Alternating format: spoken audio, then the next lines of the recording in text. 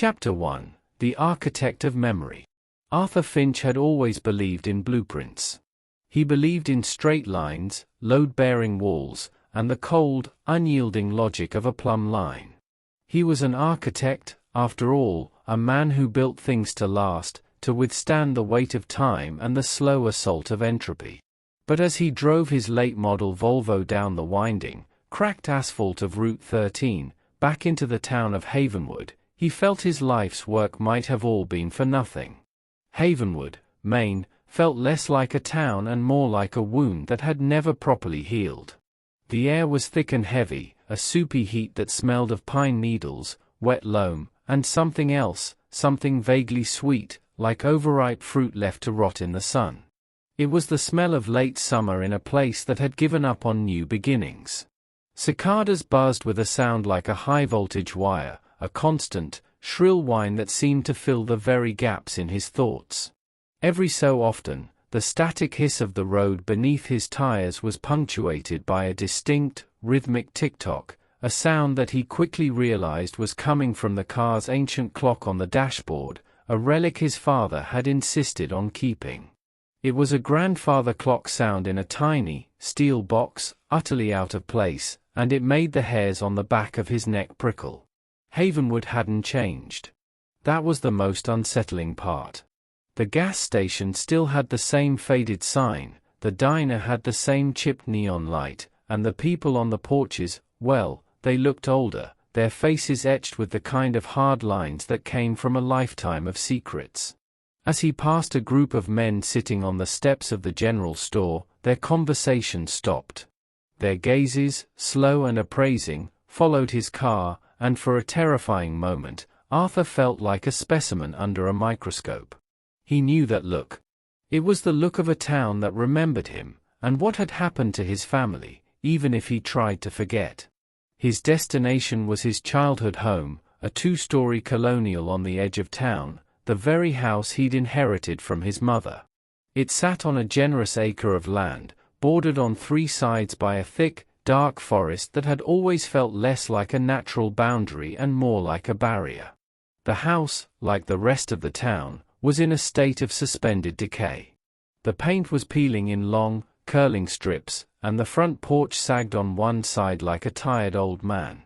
He unlocked the front door, the key grating in the lock like a dry bone. The silence inside was different from the silence outside. It wasn't empty, it was full. It was a silence filled with memories, with dust, and with the suffocating weight of 25 years he'd spent trying not to think about this place. The air hit him, a stale, musty gust that smelled of mothballs and old paper and something else he couldn't name. Something like rust. He knew that smell, too. In the living room, the furniture was covered in white sheets, a collection of ghostly sculptures. He walked to the window and pulled back the curtain, letting a wash of hazy afternoon light spill across the floorboards. The light revealed what he'd come for, a stack of boxes tied with twine, his mother's last possessions. But she hadn't left him a will, only this instruction scribbled on the back of an envelope: "You must come back, Arthur. There are things you need to see. Things I never told you." His mother had been an eccentric woman, prone to vague pronouncements and bouts of quiet despair, especially after his father had disappeared. Arthur had always been told his dad had simply left. The police report, the whispers in town, the tight-lipped answers from his mother, it had all pointed to a man who had simply walked away one night and never come back. Arthur had accepted it. He'd had to.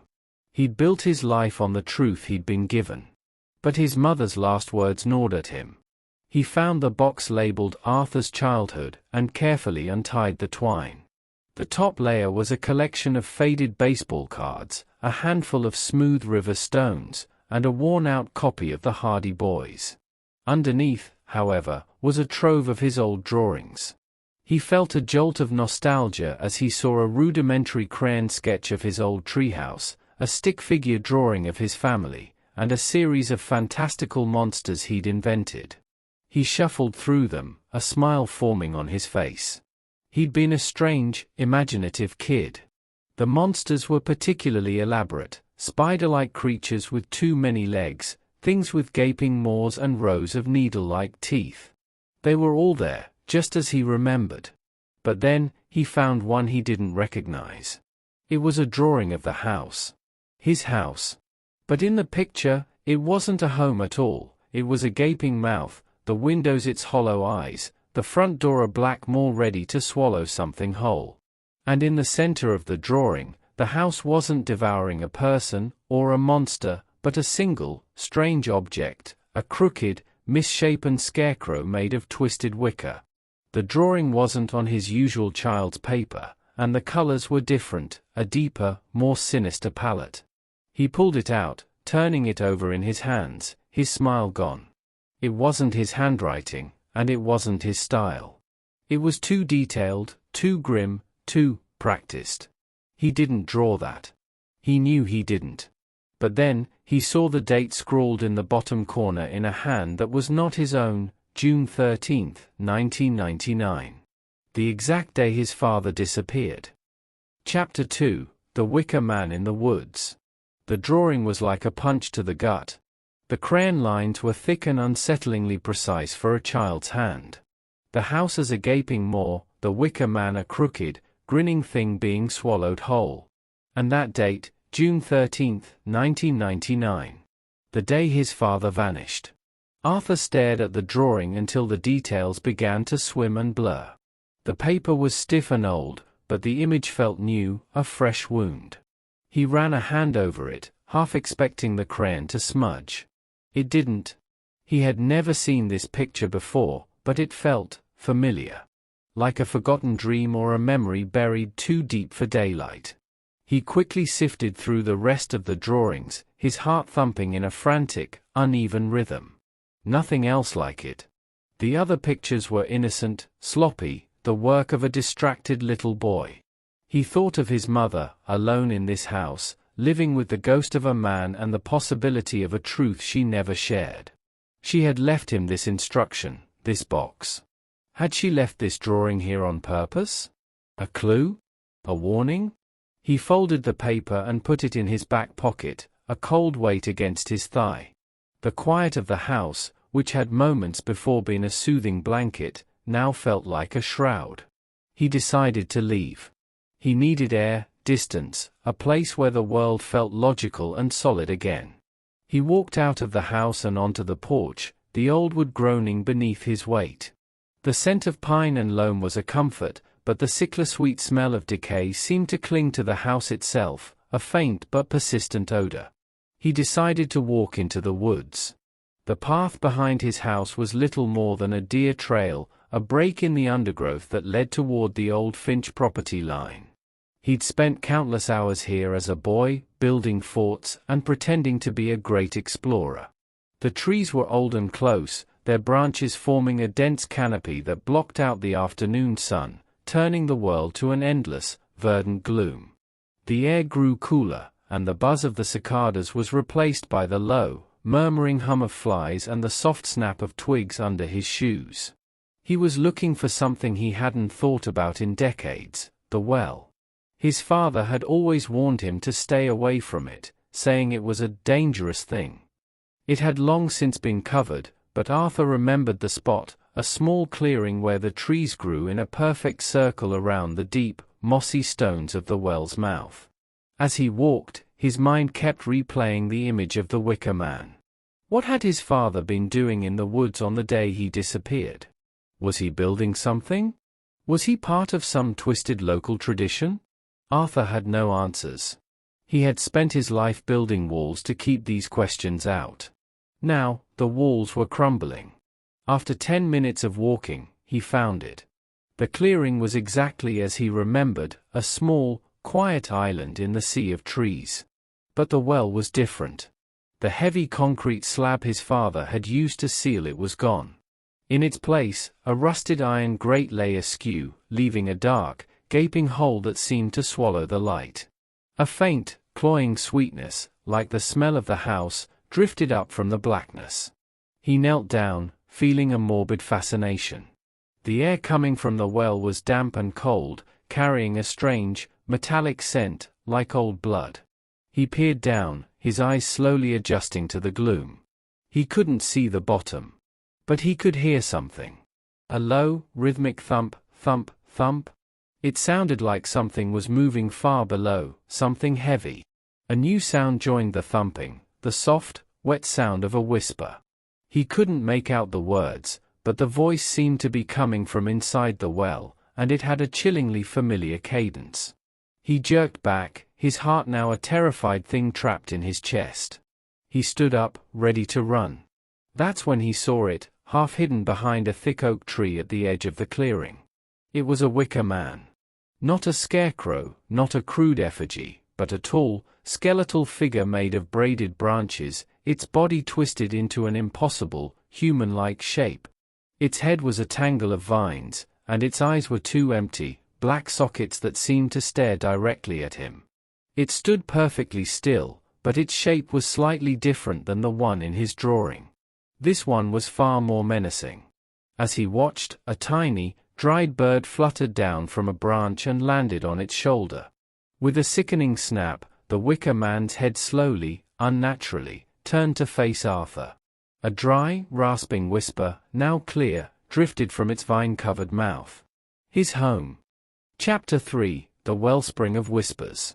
The wicker man stood as a sentinel in the woods, its form a silent testament to a madness Arthur couldn't comprehend. The bird that landed on its shoulder was a tiny, inconsequential detail, but the way its head turned, the sound of it was like dry bones grinding together, a sound that would echo in his nightmares for years to come. The whisper that followed wasn't just a sound, it was a violation, an invasion of his personal space, a declaration that the town knew exactly who he was and what he was looking for. His home. It wasn't a question, but a statement of fact. A terrible, suffocating fact. Arthur didn't think, he ran. He stumbled over exposed roots and slapped at low-hanging branches, his mind a panicked scramble of images, the wicker man, the drawing, the date on the paper, the endless black hole of the well. He didn't stop until he burst from the tree line and into the sun-drenched backyard of his home. The heat was a physical shock, and the sound of the cicadas returned, a deafening wave of noise that seemed to mock the silence of the woods. He leaned against the peeling paint of the house, his chest heaving, the taste of rust and old fear in his mouth. Had he imagined it? The wicker man? The whisper? The logical part of his brain, the part that dealt in blueprints and right angles, screamed that it was all in his head, a manifestation of the stress and fear of returning. But the drawing in his pocket, a tangible, physical piece of evidence, told him otherwise. Inside, the house felt different. The silence wasn't just a silence anymore, it was an active presence, a thing that waited. He decided to find the one person who might have answers, his father's old friend, an old man named Cyrus Black, who had been a groundskeeper at the local cemetery for as long as Arthur could remember. If anyone knew the secrets of Havenwood, it was Cyrus. The town cemetery was located on a small hill overlooking Havenwood, a quiet, orderly place with gravestones worn smooth by time. Cyrus was where he'd always been, tending to the overgrown grass around a granite obelisk. He was a small, wiry man with hands like gnarled roots and eyes that seemed to have seen too much. Arthur Finch, Cyrus said without looking up, his voice a dry rasp. Thought you'd come back one day. They always do. Arthur's heart sank. They? Cyrus finally looked up, his gaze fixing on Arthur's. The town's ghosts, boy. The ones you run from. They always drag you back. He wiped his brow with a calloused hand. Why now, Arthur? What brought you back to the well?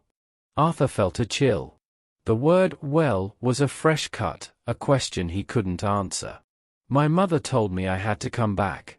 She left me things. And I need to know about my father. Cyrus sighed, a long, weary sound. Your father was a good man. A kind man. He didn't want any of this. But he couldn't run from it. No one can. He stopped his work, leaning on his rake, his eyes scanning the quiet gravestones. He was a good man, but he was a dreamer. He heard things. He saw things. People didn't like it. Heard what? Arthur pressed, a desperate urgency in his voice. Cyrus glanced over his shoulder as if worried someone was listening. Stories. Legends. Things that live in the woods around here. Things the town keeps quiet. You see, this town wasn't built on a foundation, Arthur.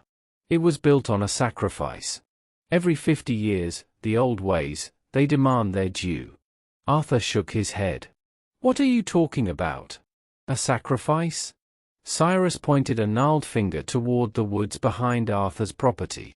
They call it the wellspring. It's a place of power. It gives, and it takes. It gives the town prosperity, fertile land, good fishing. And it takes what it needs. And the wicker-man? Arthur asked, the words a terrified whisper. Cyrus's eyes grew wide, a flash of fear in their depths. You saw it? Did you go to the well? I went to the clearing, Arthur stammered. I found the grate was gone. The grate was never supposed to be gone, Cyrus said, his voice dropping to a near inaudible whisper. Your father put it back. He told me he sealed it so it would never, ever be opened again. He said he would sooner die than let it out. Arthur's blood ran cold. My father didn't just disappear, did he? Cyrus didn't answer. Instead, he simply stared at Arthur with an expression of profound sorrow. My father, Arthur repeated, his voice shaking. He didn't just walk away, did he? He's not coming back. Cyrus shook his head slowly. No, boy. He's not coming back. No one who gives themselves to the wellspring ever does. He finally looked Arthur in the eye, and the fear in his gaze was replaced by a kind of grim resignation. He went back to the well that night.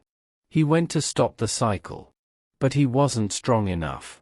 And now, you're here. It knows you're here.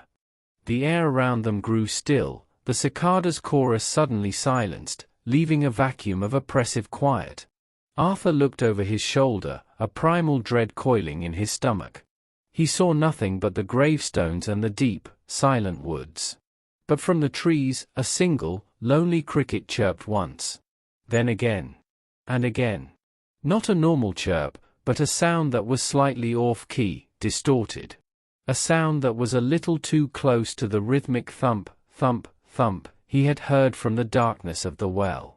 Chapter 4, The Sickness of the Soil. The cricket's chirp was wrong.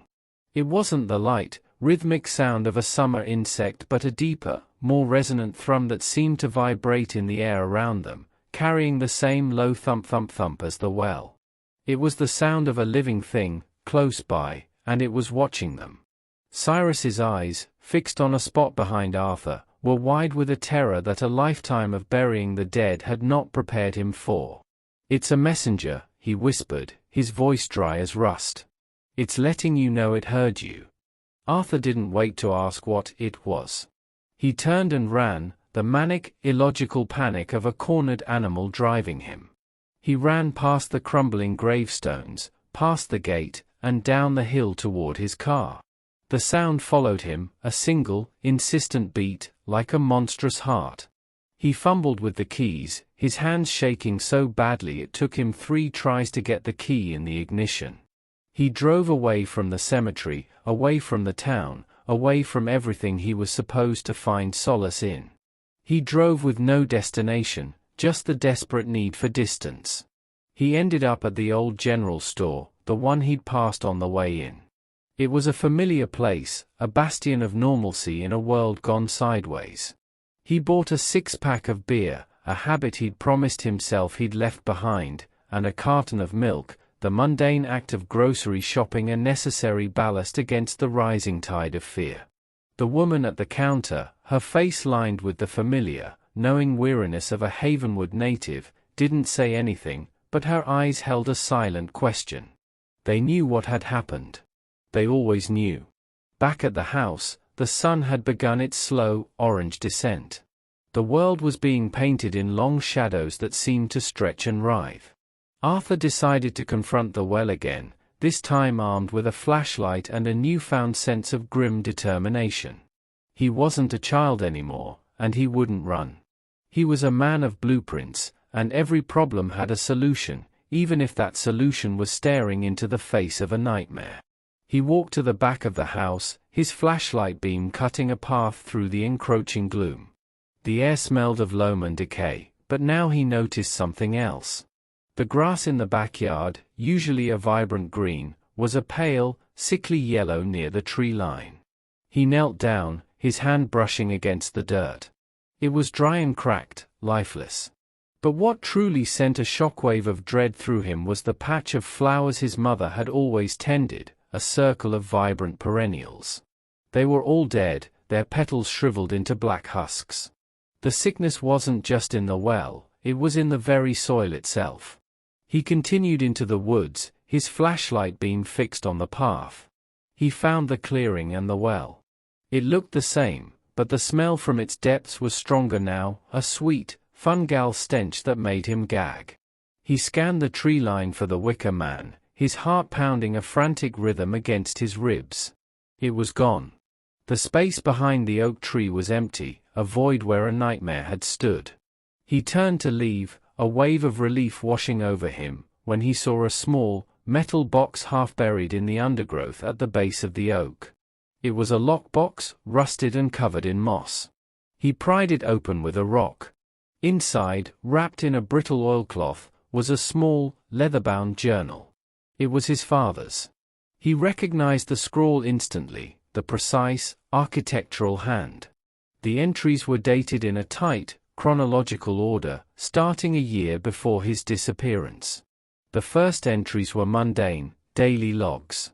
But as Arthur turned the pages, the tone grew more erratic, the handwriting more frantic. June 1, 1999, found it. The wellspring. What the town says is true. The power is immense. But it's not a gift. It's a deal. It wants something in return. I don't know what it wants yet. But the soil knows. June 8, 1999, The Wicker Man. It's a scarecrow. But it's not made to scare crows. It's a vessel. The townspeople, they are complicit. They built it. I can hear them in the woods at night, whispering. They know. They know what's coming. June 12, 1999, it's me. It wants me. My blood. My life. It wants the architect.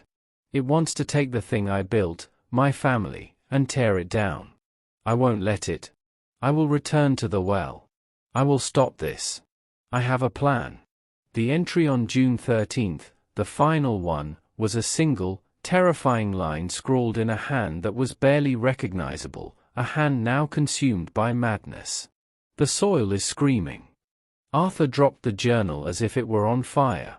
He turned to run, but a new sound stopped him dead in his tracks. From behind him, the old house, his house, made a sound. A long, groaning creak, like a heavy door being slowly, painfully opened. He turned to face it, his flashlight beam fixed on the front door, half hidden in the gathering darkness. The door was already open, just a sliver, a black line in the peeling yellow paint. And as he watched, a long, thin tendril of something black and fibrous, like a root, slithered out and began to slowly, deliberately, snake its way across the porch. It was followed by another. And another. All of them pulsing, all of them dripping with the sickle-sweet scent of decay. The soil wasn't just sick. It was alive. And it was coming for him. Chapter 5, The Crooked Smile of Sleep. The terror was no longer in the past, no longer confined to the words in a journal. It was here, now, a living, writhing thing in the dark.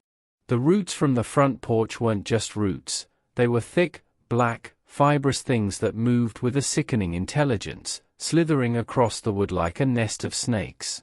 They oozed a thin, dark liquid that smelled of damp earth and rot. Arthur stumbled back, tripping over his own feet, his mind screaming a single, primal command, run. He didn't look back. He scrambled into his car, the engine turning over with a long, grinding protest that seemed to take an eternity. He threw the gear into reverse and tore out of the driveway, the tires kicking up a cloud of dust and dead leaves. In his rearview mirror, He saw the tendrils of soil reaching out from the house, a black, grasping hand stretching toward the empty spot where his car had just been. He drove to the outskirts of Havenwood and checked into the only motel, a single-story, U-shaped building with a neon sign that buzzed and flickered, casting a sickly pink glow on the chipped pavement. The room was small and smelled of old smoke and cheap air freshener. It was a sterile, impersonal place, and for the first time since he'd arrived, Arthur felt a fleeting sense of safety. He was 100 miles from his childhood home, a lifetime away from the man who had disappeared. The world here was solid, built of concrete and bad decisions. He took a scalding hot shower, scrubbing at his skin as if he could wash away the filth of the town, the memory of the wicker-man, and the horror of the living roots. He opened one of the beers he'd bought, the cool, bitter liquid, a welcome shock to his system. He sat on the edge of the bed, the journal from his father's lockbox open in his hands, his finger tracing the final, frantic entry, "The soil is screaming."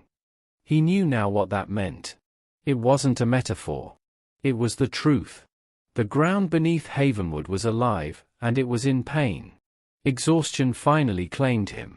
He fell onto the thin mattress and into a sleep as deep and dark as the well itself. But the night in Havenwood was not for rest. His dreams were not his own. He was a child again, in the woods behind his house. The sun was gone, and the world was bathed in a sickly twilight. He was playing hide-and-seek with his father, and the man's voice, a familiar rumble, echoed through the trees. "Ready or not, here I come." He heard the sound of rustling branches, the snap of twigs. He was hiding in the thick brush, his heart hammering with a child's playful fear. The rustling grew closer, and he peered through the leaves, expecting to see his father's kind face, his warm smile. Instead, he saw the wicker-man. It wasn't just an effigy now, it was moving, its joints creaking with a terrible, dry sound. It was much taller than he remembered, its form impossibly long and thin, its limbs made of twisted, dark branches.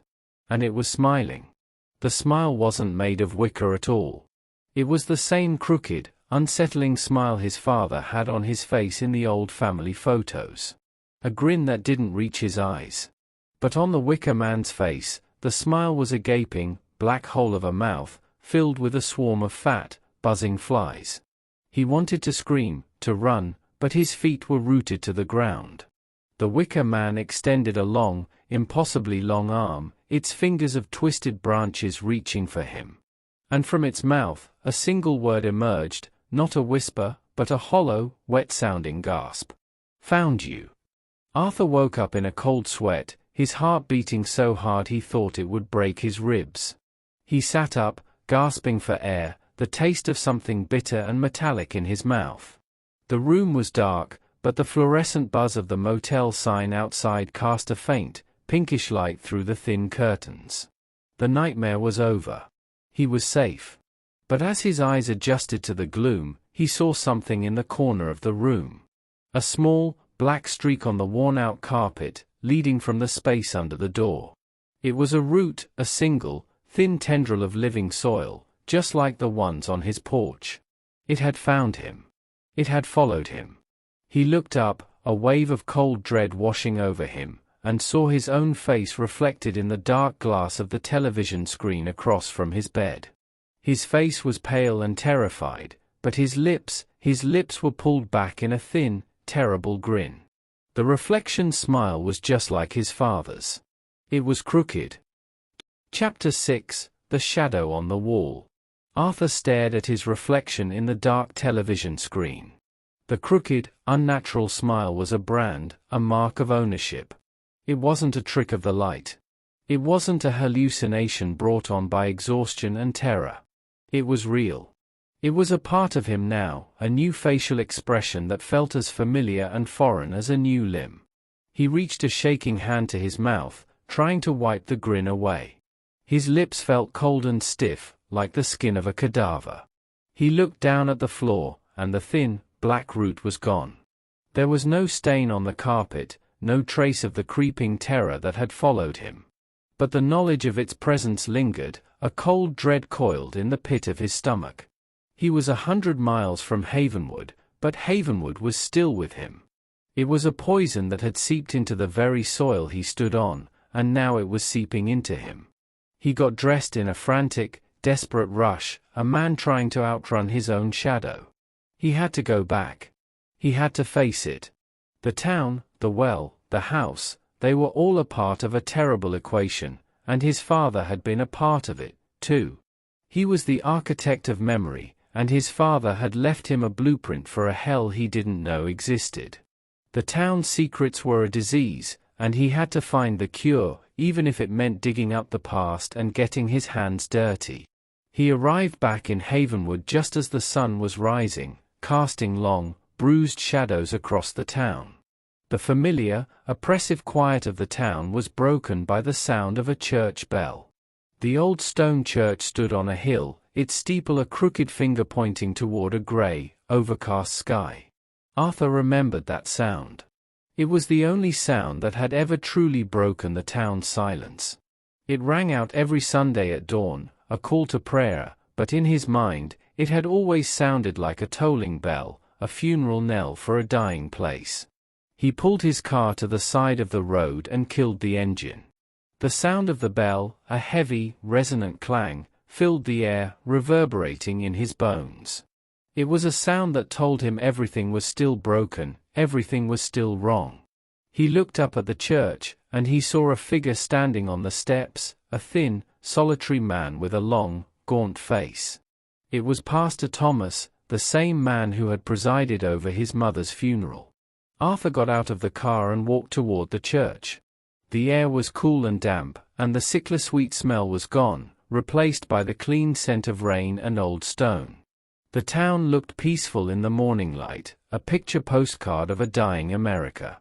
But he knew better. He knew the decay was just under the surface, a rot in the soil, a sickness in the very bones of the town. Pastor Thomas saw him and waited. He was a kind man, with a quiet strength that Arthur had always admired. But today, his eyes held a kind of weary sorrow, a look that told Arthur he had been waiting for him. "Arthur," the pastor said, his voice a low, gentle rumble. "I was wondering when you'd come back." "I needed to," Arthur said, the words feeling thin and insufficient. "I needed to know about my father." The pastor sighed, a long, tired exhalation. "Your father, he was a man of faith. But he found a faith that the church couldn't give him. He found it in the earth. He believed the land here was consecrated. Not by God, but by something else. Something ancient. Something that demanded a sacrifice." "And the wicker-man?" Arthur asked, the name feeling like a curse on his tongue. The pastor's face tightened. "That's what they call it. The wicker-man. A symbol. An offering. They built it every 50 years. To appease the soil. To keep the crops fertile, the animals healthy. Your father, he tried to stop it.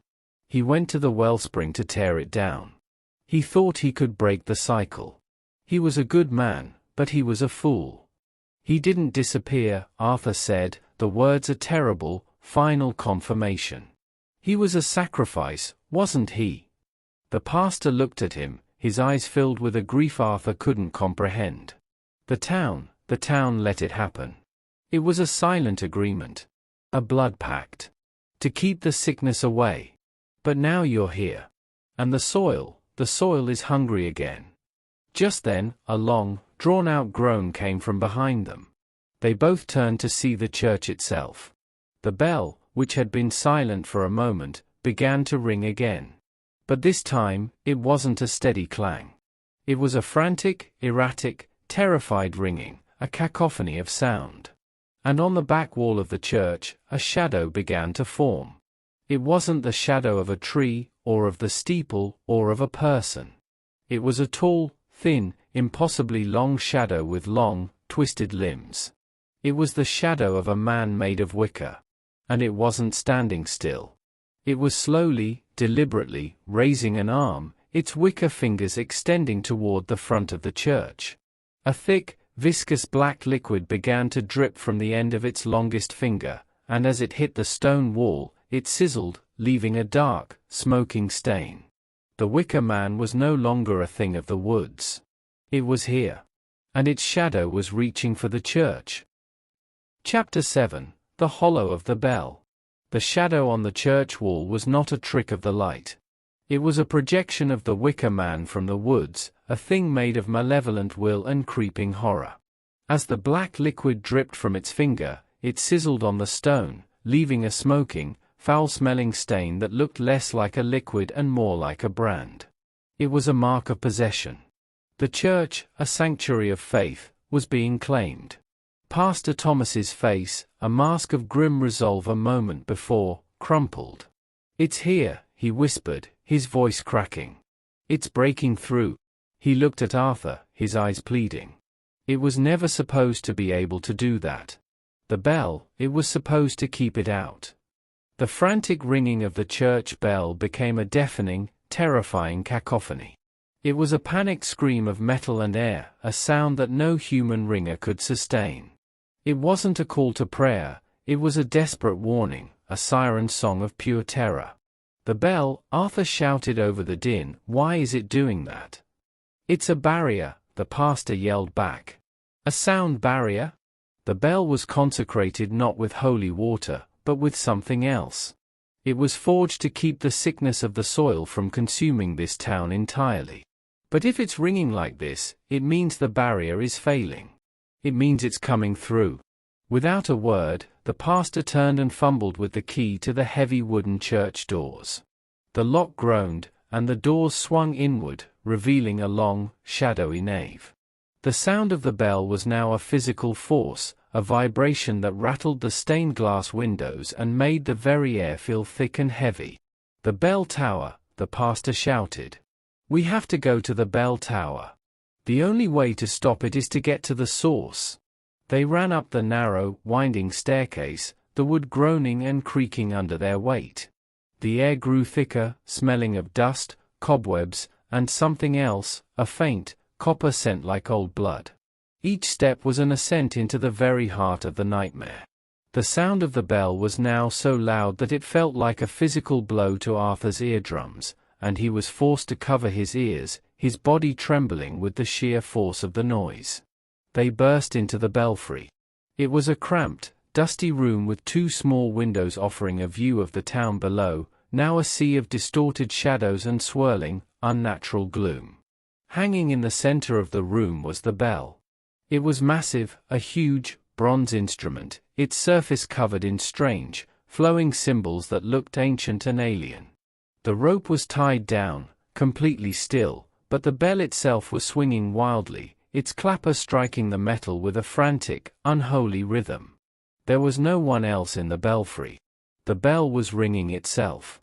Pastor Thomas stumbled toward the great bell, his face a mask of awe and terror.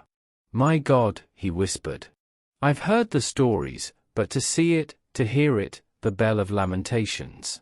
It's not a sound of worship. It's the cry of the lost, a sound meant to repel what lies beneath." Arthur's gaze, however, was fixed on something else.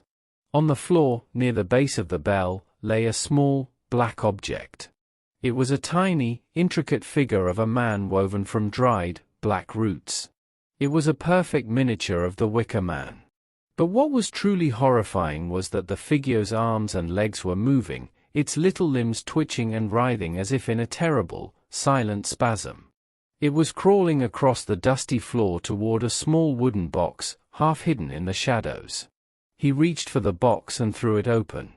Inside, on a bed of faded velvet, was a single, shriveled, grotesque object that looked like a heart, and next to it, a small, laminated photograph. The photo was of him. Of Arthur.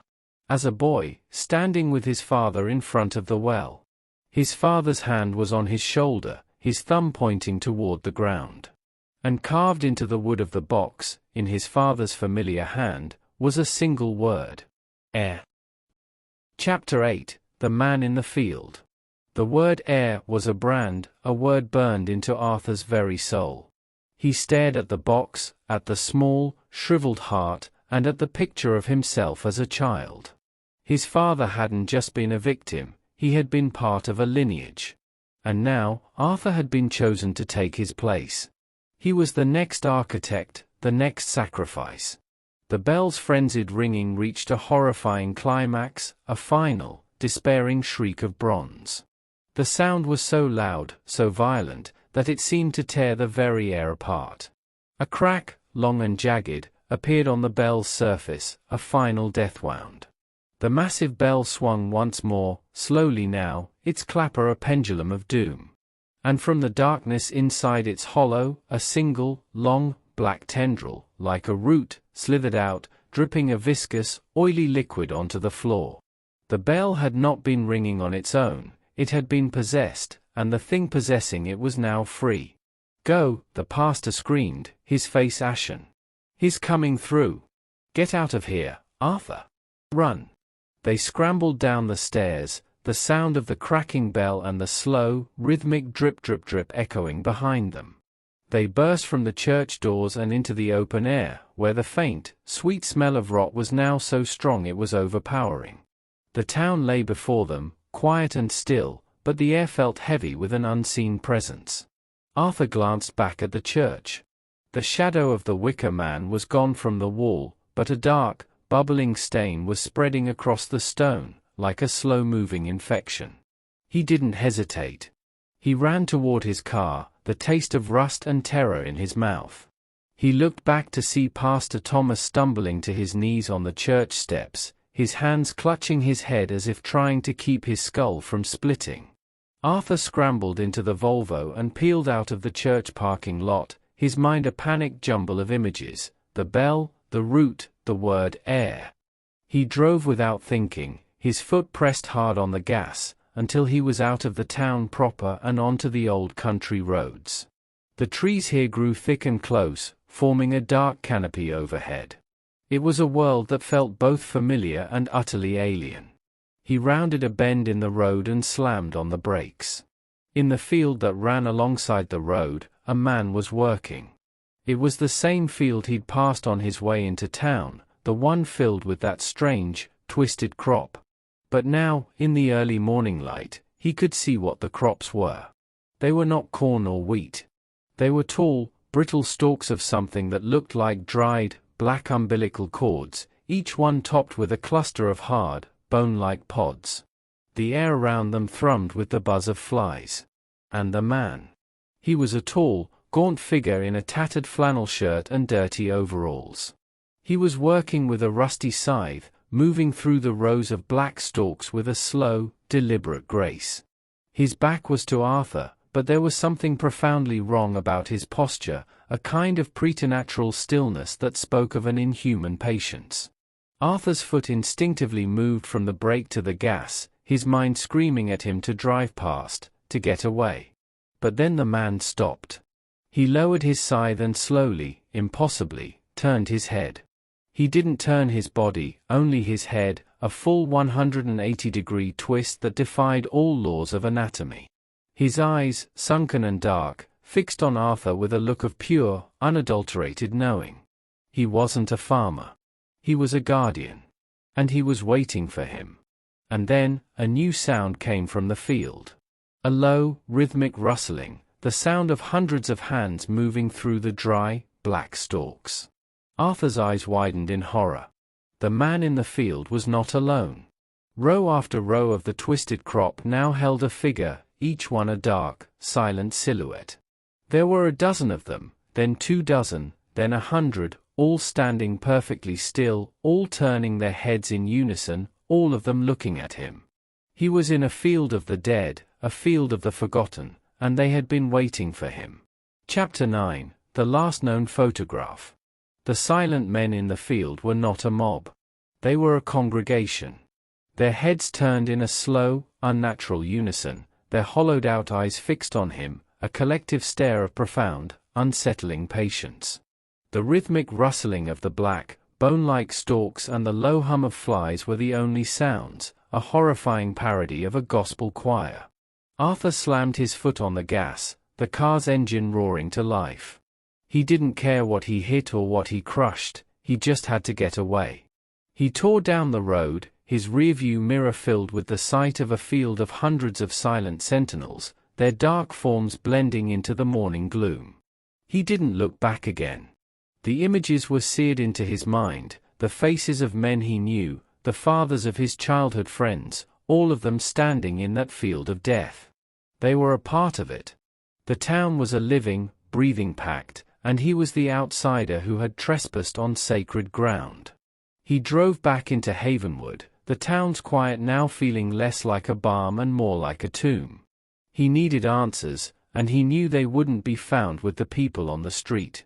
He drove to the one place that held all the town's buried secrets, the Havenwood Historical Society. It was a small, brick building on a quiet side street, its windows thick with dust. The door was unlocked, and inside, the air was cold and smelled of old books and mothballs. The room was a labyrinth of archives, display cases filled with old farm tools, and photographs of people long dead. Arthur's heart was a frantic drum against his ribs. He had no time for subtlety. He began to search, his hands shaking as he rifled through old journals and ledgers. He was looking for anything, a reference, a name, a date. He was looking for something that would explain the wicker-man, the screaming soil, and the terrible, silent pact the town had made. He found it in the back, in a dusty, unmarked box. Inside were a series of brittle, yellowed photographs. Most were of the town's founders, stoic men and women with grim, unsmiling faces. But one photograph, a large, panoramic shot of the town's first harvest, was different. It was an image of pure, unadulterated horror. The founders were all there, standing in a large field of what looked like corn. They were smiling, but it was the kind of forced, brittle smile he had seen in the old portraits. They were holding up strange, black bundles of what looked like dried stalks, and they were all looking toward a figure in the center of the photo. It was a wicker man. It was taller than the others, more intricate, its wicker limbs twisted into the shape of a man on the cross.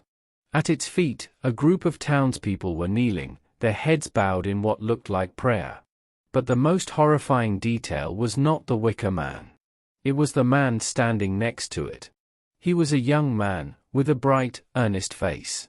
He was smiling, a wide, beatific smile, and his hands were raised in a gesture of worship.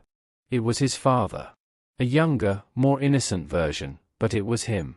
Arthur's mind reeled. His father hadn't just stumbled into this. He had been a part of it from the beginning. He had been a believer. He had been a willing participant. And the photograph wasn't taken on the day of his disappearance. It was dated a year earlier, a casual snapshot of a horrific ritual, a day of celebration for the people of Havenwood. As Arthur stared at the photograph, he noticed something new. The man in the picture, his father, had a small, intricate necklace around his neck. It was made of twisted roots, and on it, a single, small charm. A charm that was a miniature of the wicker man. A low, buzzing sound filled the room, a sound like 1,000 angry flies. He looked up, and his eyes fell on a display case full of old farm tools. He saw a small, ornate sickle, a tiny, brutal tool used for cutting. And on the glass of the display case, a single, black tendril, like a root, was slowly slithering its way down, its tip pointing directly at him, as if guiding him. The photograph wasn't a warning from his father. It was a message. His father was a believer, not a victim. He had passed on the sickness. The heirloom was not the house, or the journal. It was the legacy of terror. And Arthur, the architect who believed in order and logic, had just inherited a bloodline of pure, unadulterated madness. Chapter 10: The Harvest Ritual. The photograph was not a clue, it was a confession. His father's face, earnest and smiling in the grainy photograph, was a mask of belief, not terror. The truth didn't set Arthur free, it shackled him to a legacy of madness. He hadn't been called back to solve a mystery but to inherit a curse. His father wasn't a victim, he was a participant. The wicker man, the screaming soil, the silent figures in the field, they were all a part of a terrible, generational pact. The word heir was a brand, a word that had been waiting for him his whole life. He left the historical society in a daze, the photograph clutched in his hand. He no longer felt fear. He felt a cold, white-hot fury. He had been lied to. His entire life had been a fabrication, a careful story spun to conceal a family secret so vile it had become the very foundation of this town. His father's disappearance wasn't a tragedy, it was a ritual. And he, the prodigal son, had been groomed to be the next to be sacrificed. The town, normally a silent monument to decay, was humming with a low, expectant energy.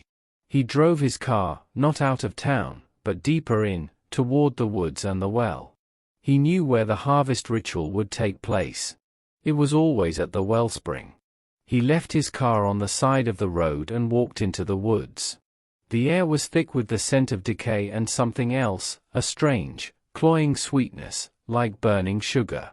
The path to the well was no longer a hidden trail, it was a clear, wide path, trampled by 100 feet. As he got closer, he could hear them. A low, rhythmic chant, a monotone hum that seemed to vibrate in the very air. He peered through the thick undergrowth and saw them.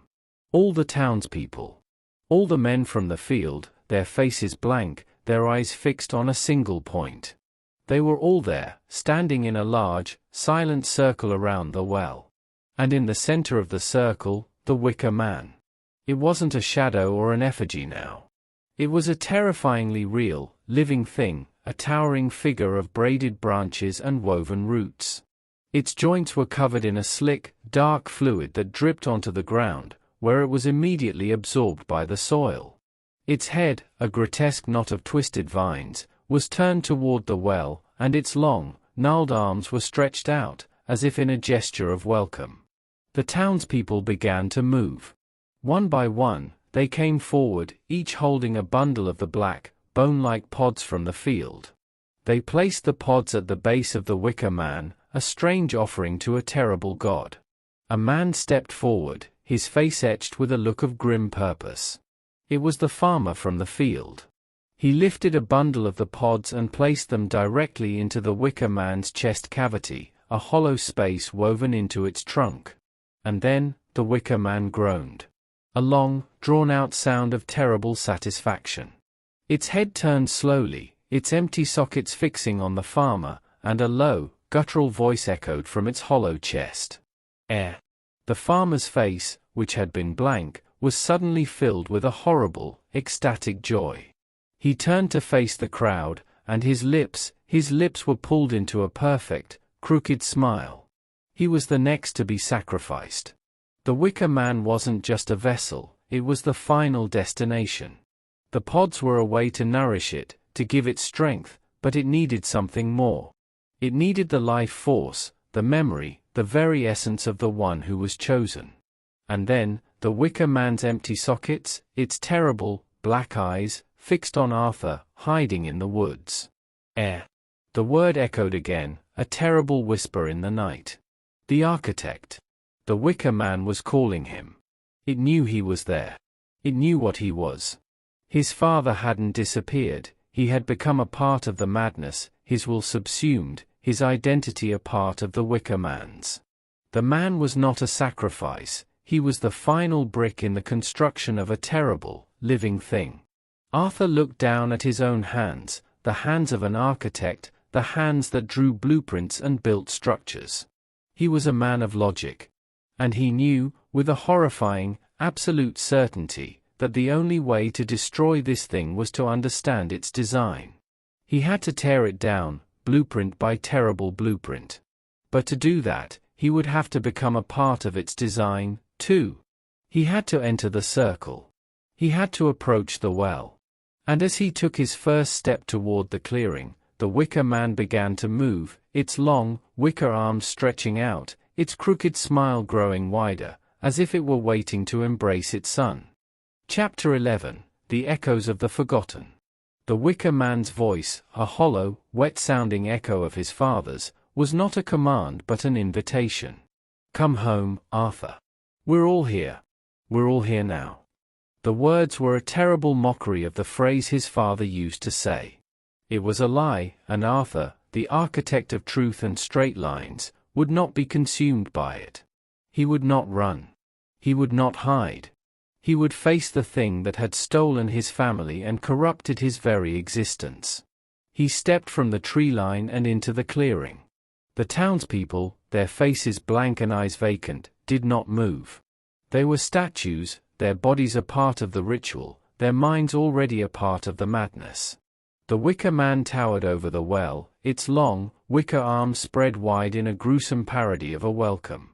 The smell of rot was a physical presence, a thick fog that clung to his skin and seeped into his clothes. As he walked toward the well, a new kind of horror manifested. From the ground, from the very soil, a shimmering, translucent figure began to rise. It was a man, his form wavering and indistinct, his face a mask of profound sorrow. And then another, and another, until the entire clearing was filled with them, ghostly, ethereal beings, all wavering and shimmering, all staring at Arthur with the same vacant, pleading gaze. They were the echoes. The echoes of the forgotten, the souls of the sacrifices, their agony a silent testament to the town's terrible bargain. They were everywhere. They were the ones who had been consumed. And as Arthur walked through them, their cold, spectral forms seemed to brush against him, their whispered thoughts a cacophony of fear and despair. Run, run, you'll be a part of it, too. It wants, the architect, it wants your mind. He gave me his smile, his crooked smile. Arthur felt their terror, their endless, echoing suffering. But as an architect, he was a man who understood not just how to build, but how to see the flaws in a structure, how to find the weak point in a design. The Wicker Man was a masterpiece of malevolence, a perfect creation of fear and blood. But it was a design built from the raw materials of the sacrifices. Its power was not its own, it was a composite of their fear, their agony, and their memories. The Wicker Man's hollow chest began to hum, a deep, resonant sound that seemed to be pulling the air from Arthur's lungs. It was a psychic attack, a mental assault. He saw flashes of his father, not as a victim, but as a believer, a man who had willingly given himself to a darkness he thought was a god.